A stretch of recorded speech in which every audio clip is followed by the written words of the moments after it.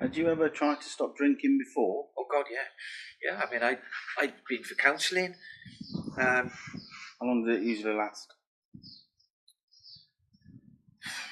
Maybe a week or two. You know, with determination, I'd cut back. And this is part of the problem. I think this. You know, you say, well. The first question counsellors ask is, why are you drinking to excess? What's going on? Now, you go to rehabs, for example, and they very often they'll delve into your childhood, and people may have issues going right back to their childhood, whether it's abuse, whether it's neglect. A lot of people, especially in wealthy situations, the mother, the father, perhaps even both, are busy with their careers or their professions or something, and a child is brought up and it doesn't have that interaction of the mother and father interaction, and that can have an adverse effect. So again, we came back to the original question when we said about pain. There can be an underlying anxiety in somebody from something as simple as the father or the mother not being there during childhood. Now these are all legitimate reasons for feeling internal discomfort. But those are quite deep-rooted reasons, but they can be as simple as an unexpected bill falling on your doormat. Anything that makes you feel ill at ease. And it could be inadequacies, like when I said I enjoyed getting drunk. That's what it seemed like. The reality was I enjoyed the pseudo-existence of an anesthesia. I preferred the existence of being in a pseudo state to my normal state, if that makes sense. The condition in alcohol was preferable to my normal mental feeling. Yeah. So it can be as simple as feeling self-conscious, like I said in my other video. It could be deep-rooted issues. It could be stress of work. I discovered, that I was in a stressful occupation, and so I was drinking to excess to compensate for the stress of work. So it can be anything where any discomfort will motivate you to want to have an immediate escape. And alcohol provides that immediate escape. It'll change the way you think. It'll change the way you feel. It'll knock out reason. So if you've got an important meeting, or you go to the dentist tomorrow and you drink alcohol, you won't care that you're going to the dentist, because it removes those concerns. It removes that pain. It is a painkiller, effectively. So you tried and failed to stop drinking, and obviously you'd not hit rock bottom by then. No. No, but the trying. If it was just issues that, that like some counsellors will identify. Well, let's identify the issues that are causing you to drink. Now, should that be, if it is just those issues like stress of work, for example, then once you've dealt with those issues, you should be able to drink responsibly. But I never could. So there was something more at play with me than drinking just to make me feel better. Sure, that applied, but running parallel to that was craving. And now that's the difference between an alcoholic and somebody who drinks to excess. Somebody who drinks to excess is preferring, as I said, that the condition of the way they feel in alcohol is preferable to the way they feel without it. But if something drastic, if a doctor turned and said, right, well, if you don't stop drinking, you're going to die next month, then that person can stop because they don't have the craving. Now, with an alcoholic, will drink because for the same reason as somebody who drinks to excess. In a way, they both enjoy that escape from reality. But with the alcoholic, there's something else at play, and that's the craving. So if you was to deal with every issue that's causing internal distress, there would still be the compulsion, the craving, And that was the one thing I had no control over, that overpowerful craving. When you did hit rock bottom, can you describe that? Can you describe what to you rock bottom meant? I didn't realise it, that I'd hit rock bottom.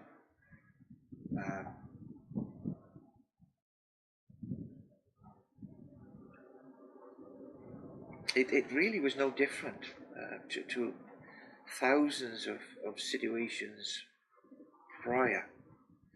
But I mean, I can remember when the craving went, and the drinking episode that led up to it. But I was on top of a mountain. I'd just given up a job. I'd only been in it 2 days, and I knew the stress of it was gonna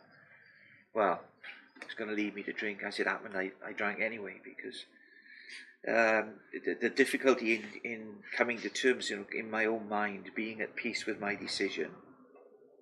There was, on one hand, my committee, my internal committee was saying, you shouldn't have given up this job. You shouldn't have given up this job. There was an opportunity for you to get back in the mainstream. And then, the other argument was, you'd be drinking by Friday if you carried on with this job. So that constant mental argument that was going on, it was a nightmare. So what did I do? I wanted to dull that. I wanted to anaesthetise this argument, this bickering that was going on in my head. So I went into an off licence, sort of 6:30 in the morning, in a suit. I just walked out. I just went in, handed my notes in, driving back along the Heads of the Valleys road, and I called into an off licence in Glenavon, got a bottle of vodka, and I went up and sat up by the keeper's pond, and I drank this bottle of vodka just on my own, whilst this conflab was going on in my head, until that numbed the pain again. Yeah. Until I numbed the pain. Now, I don't know why or what happened, nothing that I can recall, but I started the car and I drove about half a mile from there, down a lane, to where it was totally kind of concealed and private. And I left the car and I stumbled and made my way over a few tums and hills into a little ravine where I couldn't be seen. And I was falling over, uncoordinated. The last of the vodka had taken effect. I was drunk. And I can remember shouting and screaming to the sky. So imagine me in a suit, shouting and screaming like an idiot. Why me? My fist clenched. Why have I got to be like this? Why have I got to be like this all the time? And there was no bolt of lightning or anything. There was no spiritual connection or anything like that. It was just me, I guess, being angry at everything. But I made my way back home, getting another bottle in the process, and I crashed out. I don't know how I managed it, but it was the following day when I got up and I had a hangover, no different to any other I'd had years before that, decades before that, no different. But from that point on, the craving, the one, that compulsion to drink that I had no control over, wasn't there.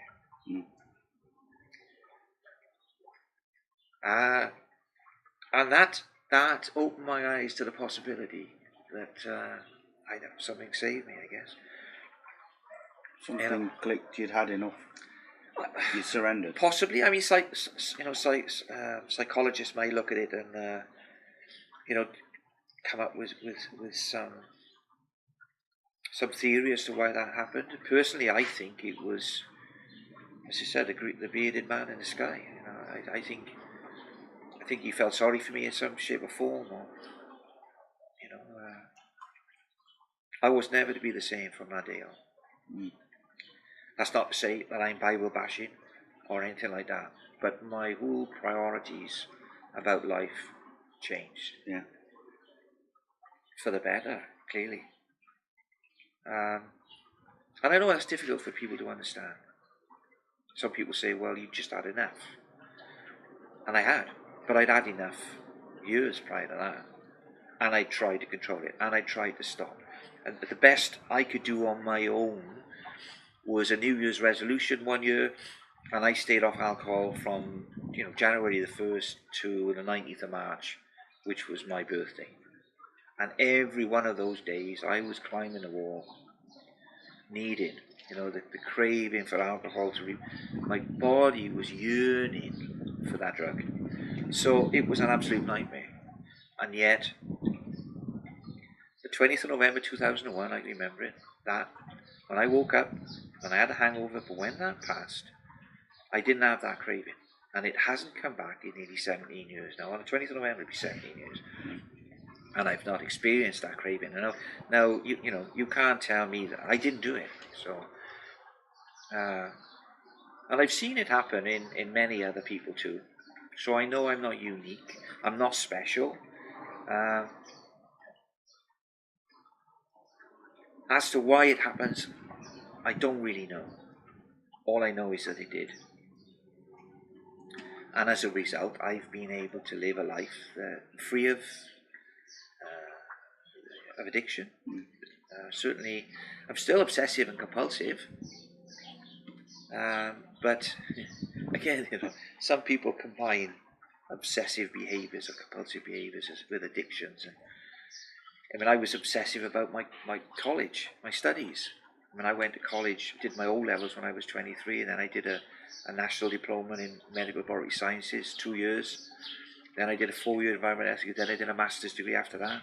And that took a lot of determination, a lot of willpower, a lot of dedication. Yes, I would still say that I have an obsessive compulsive, because clearly I was obsessive about education. It was on my mind all the time. I would even get up Christmas Day and study.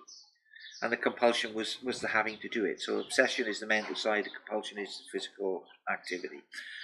But that was a constructive thing. It never interfered, it never destroyed my life. It was creative. So and the same thing with tea. I suppose I'm obsessive and compulsive about tea. But you can't compare tea with alcohol. They're in different leagues. As I said, I never started off on 1 cup of tea, when I was 12, and now at 60 I'm on 15 cups of tea a day. There is no comparison. I would say you're not far away. and it doesn't change my behaviour. I don't become aggressive if I've had 3 cups of tea. No. But if I have three pints of lager, I could go either way. I could just be, I could be sad in one corner, or I could be, I'm unpredictable. I'm not unpredictable when I drink 3 or 4 cups of tea. So, I'm not one that advocates that all behaviours can be addictive. I think a difference between obsessive and compulsive and addiction is that addiction causes you harm, not just to you, but to people around you, your circumstances. You have negative results. I think that's really the difference with addiction. And it causes, again, the pain that you're running away from causes you even more pain. Yeah. So then, I love the Del Boy thing, when Del's talking to Rodney and he says that you won't find any answers in the bottom of the glass. She was talking to me about the 12-step recovery program and things like that, and I was just giving her my experience and kind of guiding her into what worked for me, hoping that she could see that was relevant for her too. And then she said to me I said about the spiritual connection, and she said that she knew that I had a wisdom about with my experience, and that what I was saying was a major help for her, and I broke down. Because in my drinking days, people didn't want to be around me.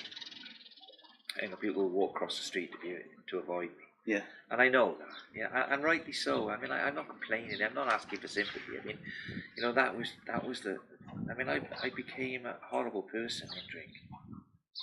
And then to have this lady turn around and say that I'm helping her, it's touching, to say the least.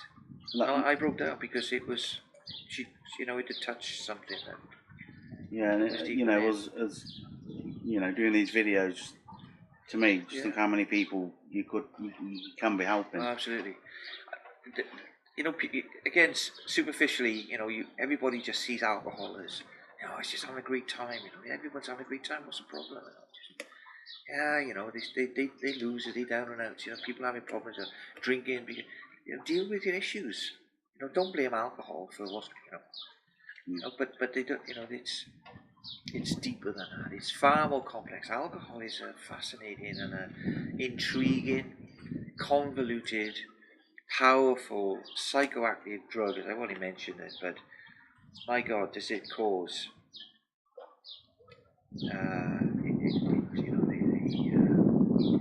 the damage. If you underestimate alcohol, it is a killer. And whilst you can laugh about it, falling about, having a laugh with your mates and doing silly things. I mean, I can remember a health officer I used to work with, I can remember a Christmas party, he took his trousers down and had a dump in a drawer in his office. But it wasn't his drawer, it was a colleague's drawer. And that for us was just hilarious. Stuff like that, and you have a laugh about it and everything's funny and hunky-dory. But it's not, it's a killer. It destroys lives. They reckon that it was 1 in 5 children living with a parent that drinks to excess, and then the devastation that inflicts on that child. Child has no say in it. How? And you get, it's just said, 2,000 people in England are admitted to hospital in any 24 hours. Oh no, I tell a lie, 3,000 maybe. And yet, you get one stab wound in, somebody stabbed in 24 hours, and that's on the national news. So the question I ask, is 3,000 people in 24 hours being admitted to hospital, is that any less life-threatening than one stab wound? Yet stab wound is what gets reported in the national press. It's ridiculous. Just because it's big business and there's a lot of money made out of it, and people enjoy it, doesn't detract from the fact that it's a killer drug.